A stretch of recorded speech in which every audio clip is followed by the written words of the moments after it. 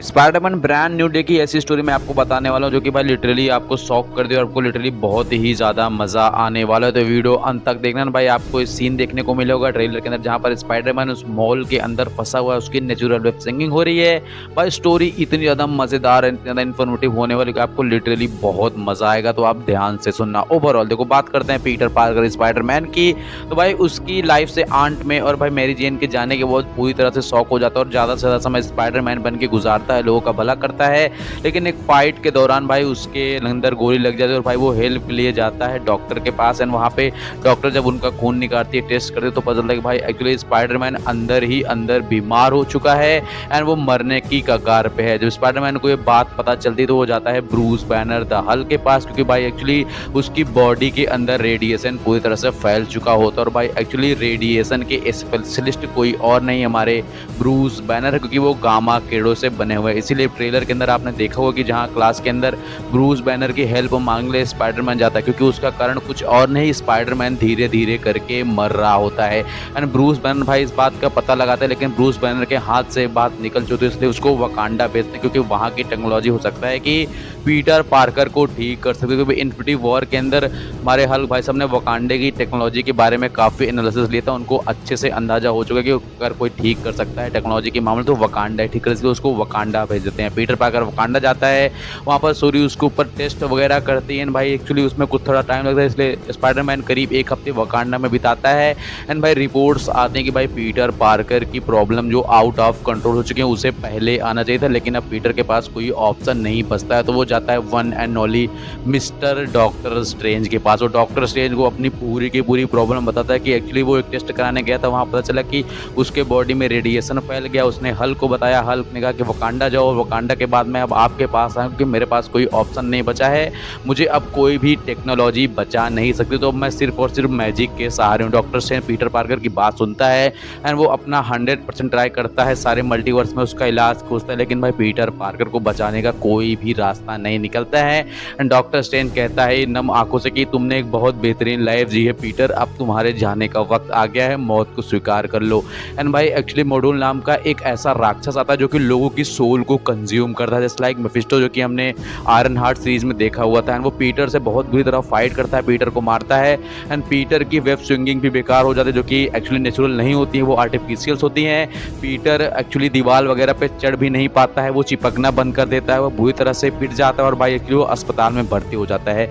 जब Mary Jane को ये बात पता चलती है तो वो भागते हुए आती है पीटर पार्कर को देखने के लिए। एंड नाउ भाई पीटर पार्कर जो है बहुत बुरी हालत में पड़ा होता है और वहाँ पे उसके पास खड़ा होता है वही मॉड्यूल मैन, जो कि पीटर पार्कर की सोल कंज्यूम करने के लिए आया होता है, उसकी सोल को खाने के लिए आया होता है ताकि उसे सीधा नर्क में भेज सके। एंड मैरी जेन उससे झपट पड़ती है और पीटर पार्कर हॉस्पिटल के बेड से उठता है और भाई उस मॉड्यूल मैन को मारता है।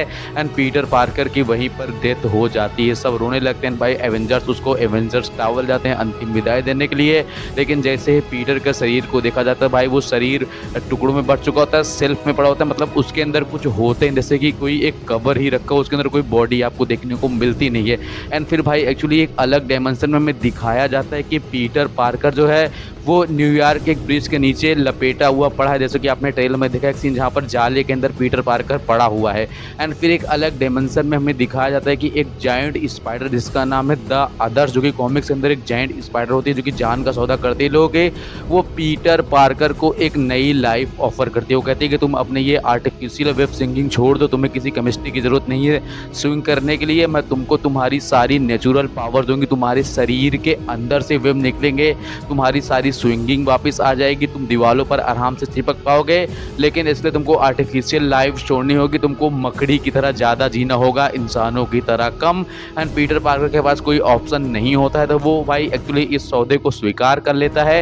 एंड नाउ भाई पीटर पार्कर उस मोल से जो वो मकड़ी का जाला गोल गोल उसने बना रखा होता है उससे बाहर निकलता है, अपने घर जाता है एंड एमजे से मिलता है एंड अपनी एक नई लाइफ शुरू करता है। तो भाई ये एक्चुअली एक कॉमिक एक्यूरेट स्टोरी है जो कि प्रोबेबली हमें स्पाइडरमैन ब्रांड न्यू डे के अंदर देखने को मिलने वाली है। मतलब जहां पर पीटर पार्कर उस मॉल के अंदर था वो सिनेरियो जो है वो भाई मल्टी डायमेंशनल होने वाला है। मतलब पीटर पार्कर की धीरे धीरे मौत हो रही होगी और उसके पास कोई ऑप्शन नहीं बचा होगा एंड भाई उसे ये एक्सेप्ट करना होगा कि वो स्पाइडर की तरह ज़्यादा रहे, मैन की तरह कम। एंड नाउ भाई स्पाइडरमैन ब्रांड न्यू डे की स्टोरी को लेकर मैं बहुत ज़्यादा लिटरली एक्साइटेड होने वाला हूँ, जहाँ पर हमें विलन्स की भरमार देखने को मिलने वाली, जहाँ पर हल्क वर्सेस वेनम और उसके साथ साथ स्पाइडरमैन की फाइट भी हमें देखने को मिलने वाली है, पनिशर भी होने वाला है। तो स्पाइडरमैन ब्रांड न्यू डे की स्टोरी को लेकर और भी लीक्स हमारे सामने आती रहेंगी, जो कि मैं कॉमिक्स के किस्से उठाकर आपको बता रहूँगा। सब्सक्राइब, लाइक, शेयर करना। मिलता है नेक्स्ट किसी अपडेट वीडियो के साथ। ये वीडियो छोटा ही होने वाला है,